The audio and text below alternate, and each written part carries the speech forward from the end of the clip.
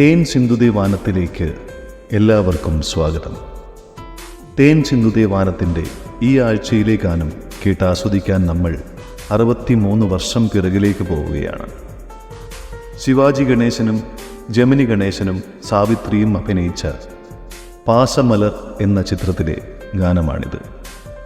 സ്നേഹത്തിൻ്റെ പൂക്കൾ എന്നർത്ഥം വരുന്ന പാസമലരിന് തമിഴ് സിനിമാ ചരിത്രത്തിൽ നിർണായകമായ ഒരു സ്ഥാനമാണുള്ളത്.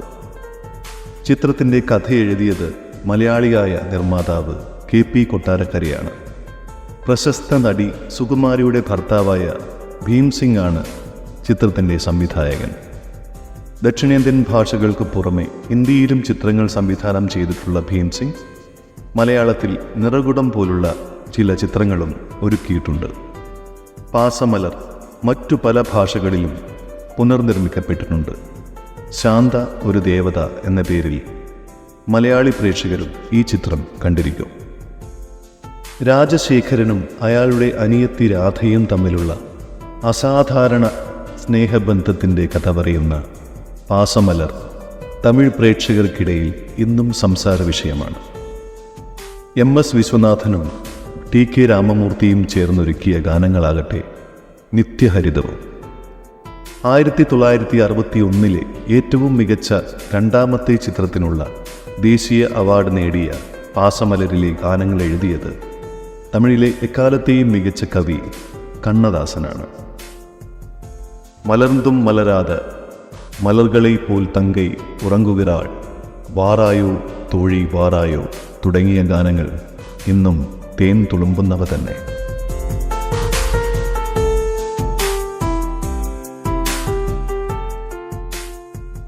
രാജശേഖരൻ തൻ്റെ സുഹൃത്തായ ആനന്ദിന് രാധയെ വിവാഹം ചെയ്തു കൊടുത്തു. പിന്നീട് രാജശേഖരനും വിവാഹിതനായി. ഇരുവർക്കും കുഞ്ഞുങ്ങളും പിറന്നു. പക്ഷേ വിധി വൈപരീത്യത്താൽ ഇരു കുടുംബങ്ങൾക്കും അകന്നു കഴിയേണ്ടി വന്നു. ആ സന്ദർഭത്തിൽ രാജശേഖരൻ അയാളുടെ മകനെയും രാധ അവളുടെ മകളെയും ഓമനിച്ചുകൊണ്ട് പാടുന്ന ഗാനരംഗമാണിത്.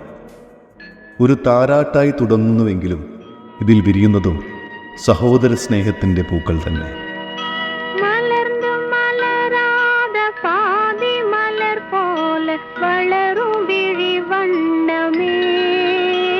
வந்து விடிந்தும் விடியாத காலை பொழுதாக விளைந்த கலை அன்னமே,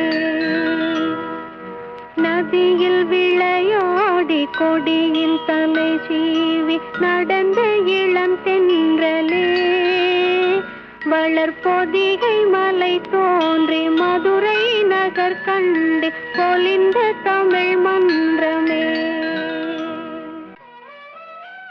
വിടർന്നിട്ടും വിടരാത്ത ആദിമലർ പോലുള്ള സുന്ദരമായ മിഴികളുള്ള എൻ്റെ മകളെ, പുലർന്നിട്ടും പുലരാതെ ചുവന്നു തൊടുത്തു നിൽക്കുന്ന ഉഷസ് പോലുള്ള എൻ്റെ അരിയണ്ണമേ, നദിയിൽ തുടിച്ചു കുളിച്ച് തരുലതകൾ കൊണ്ട് മുടിചീകിയെത്തുന്ന ഇളം തെന്നലെ, ഒതികൈ മലയിൽ നിന്നും പുറപ്പെട്ട് മധുരാ നഗരത്തിലെത്തി തിളങ്ങി നിൽക്കുന്ന തമിഴിൻ്റെ അരങ്ങാണു നീ. யானை படை கொண்டு சேனை பல வென்று ஆள பிறந்தாயடா, புவி ஆள பிறந்தாயடா, அத்தை மகளை மனம் கொண்டு இளமை வழி கண்டு வாழ பிறந்தாயடா, வாழ பிறந்தாயடா, அத்தை மகளை மனம் கொண்டு இளமை வழி கண்டு, அத்தை மகளை மனம் கொண்டு இளமை வழி கண்டு வாழ பிறந்தாயடா. ആനപ്പടയുമായെത്തി പല പല സൈന്യങ്ങളെയും തോൽപ്പിച്ച് ഈ വിശ്വത്തെ ഭരിക്കാൻ പിറന്നവനല്ലേ നീ. മുറപ്പെണ്ണിനെ വിവാഹം ചെയ്ത് യൗവനത്തിൻ്റെ വഴികളിൽ ജീവിതം ആസ്വദിക്കേണ്ടവനാണോ നീ. കരയാതെ നീ ഉറങ്ങൂ എൻ്റെ മകനെ. தங்க கடியா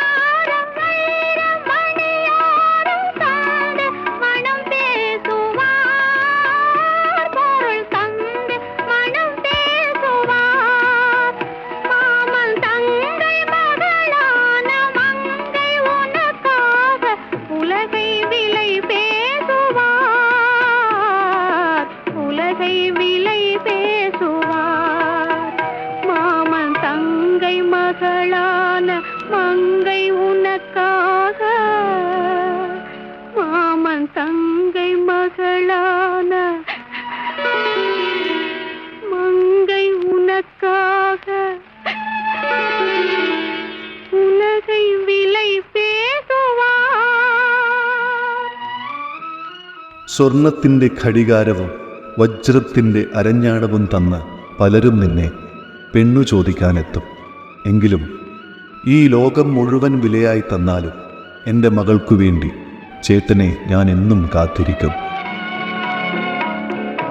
நதியில் விளையாடி கொடியின் தலை சீவி நடந்த இளம் தென்றலே, வளர்பொதிகை மலை தோன்றி மதுரை நகர் கண்டு பொலிந்த தமிழ் மன்றமே.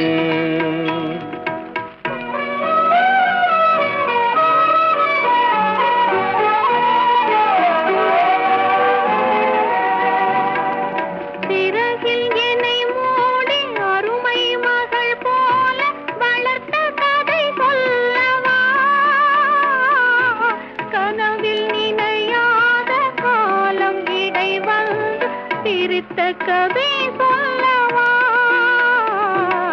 சிரித்த கதை சொல்லவா. கண்ணில் மணி போல மணியின் நிழல் போல கலந்து பிறந்தோமடா, இந்த மண்ணும் கடல்வானும் மறைந்து முடிந்தாலும் மறக்க முடியாதடா, உறவை பிரிக்க முடியாதடா. ഒരാപത്തിലും വിട്ടുകൊടുക്കാതെ ചിറകുകൾ കൊണ്ടെന്നെ പൊതിഞ്ഞു പിടിച്ച് ഓമന മകളെ പോലെ എന്നെ വളർത്തിയ കഥ ഞാൻ നിന്നോട് പറയട്ടെ. സ്വപ്നത്തിൽ പോലും നനയ്ക്കാതിരുന്നപ്പോൾ കാലത്തിൻ്റെ വികൃതികൾ ഞങ്ങളെ വേർപെടുത്തിയ കഥയും ഞാൻ പറയട്ടെ. കണ്ണിലെ കൃഷ്ണമണി പോലെ അതിലെ പ്രതിഫലനം പോലെ ഒന്നായി പിറന്നതാണ് ഞങ്ങൾ. ഈ മണ്ണും കടലും വാനവും ഒന്നിച്ചില്ലാതായാലും ഒന്നും മറക്കുവാനാകില്ല മകനെ. ഈ സ്നേഹബന്ധങ്ങളെ ഒരിക്കലും വേർപെടുത്തുവാനും കഴിയില്ല.